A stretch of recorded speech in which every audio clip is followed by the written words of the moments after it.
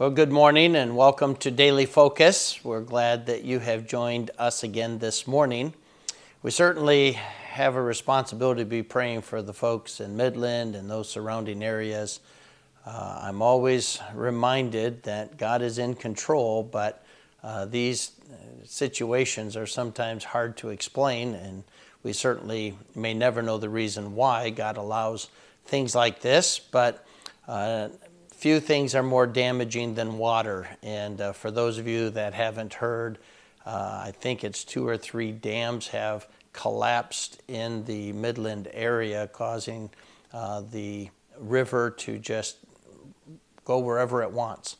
It reminds us that boundaries are a good thing. And when things get out of those boundaries, destruction happens. And that really goes along with Proverbs, as Proverbs has been teaching us, really for us to enjoy a prosperous and productive and proper life.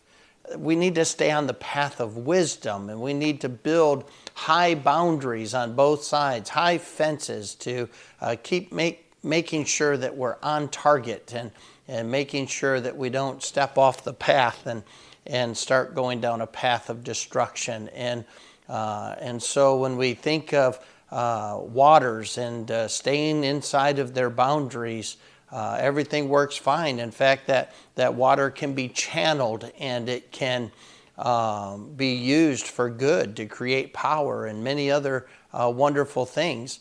But when it gets outside of those boundaries, just destruction happens. And so we need to be praying for Calvary Baptist Church and Calvary Christian School and a number of other very good ministries and obviously wonderful people around that area. But if you think about it, pray for them, ask God to protect them and care for them, give them wisdom as they deal with this tragedy. Well, we've been talking about Proverbs chapter 6, and we talked about not becoming responsible for someone who's irresponsible, and then not being irresponsible for that which we are responsible. And so we're going to actually switch gears again in this chapter, and God's going to point out the woes of a naughty person. And really, he's going to say, you need to beware of naughty people. And you say, well, how do I know if someone is naughty? Well, there's a lot of things that Bible talks about that are clearly out of bounds and would make a person a wicked person. And we don't like to think of people that way, but really when people do not follow the path of wisdom, God calls it wickedness in his sight. And so a naughty person is really embracing that which God calls wicked. And so we're going to look at what God describes as that naughty person, starting in verse number 12. A naughty person, a wicked man, walketh with a froward mouth. He winketh with his eyes, he speaketh with his feet, he teacheth with his fingers. Frowardness is in his heart. He deviseth mischief continually. He soweth discord. Therefore shall his calamity come suddenly. Suddenly shall he be broken without remedy. And the next verse is really an important verse, and we've talked about all of the familiar verses, some of the more familiar verses like Proverbs 3, 5, 6, and 7. But yea, 6 things doth the Lord hate, yea, 7 is an abomination unto him. And we'll talk about that tomorrow. But in these verses 12 through 15, God warns us about a naughty person. He says, you beware of people who, and then he talks about people who non-verbally sow discord. And then he warns us about the fact that they don't stop there. They actually sow discord verbally. So this person is always about stirring the pot. This is the person who is always about putting someone down. This is always somebody who's causing a rift. They're trying to get people at odds with each other. They're constantly causing question about authority. And these are the people that God says to beware of. And so he reminds us that you have to be careful to be able to notice and recognize when a person is off the path of wisdom and they're charting down the path of destruction, because they're going to want to take you with them. He talks about the fact that these people literally all the time are devising a way to create or stir up trouble. They are constantly, when you talk to them, they're pitting people against people. They're constantly putting down authority. They're putting down someone else. And they may do it even in a deceptive way. And so God says there in verse number 12 that they walk with a froward mouth. In other words, the things that come out of their mouth are critical, complaining, they're things that are combative. And then he says, but they also wink with their eyes, they speak with their feet. In other words, watch what they're really doing, or the fact that even they hand motion. And all of those things are communications in order to create problems. And then he says, frowardness is in his heart. He deviseth mischief continually. Well, when we stop and we think about this, is really not all that unusual. And the devil warned us about how this works right off the bat.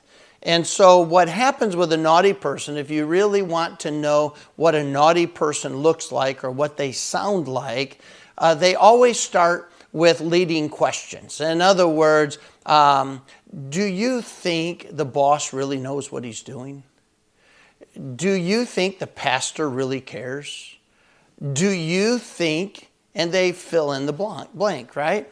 Do you think this president should be on hydroxychloroquine? I mean, do you really think so? I mean, these are questions. They're leading questions. They're meant to begin the conversation, to direct it in a way where it's destructive. And well, you know, the devil started that way in Genesis chapter 3. Hey, hath God said, are you really going to die?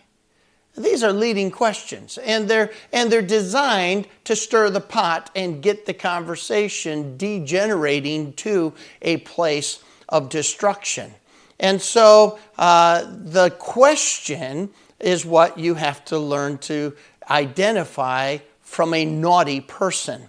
And then the next thing is then they begin to insinuate. The devil clearly said, you will not die. The Lord knows that in the day that you eat, you will be like God.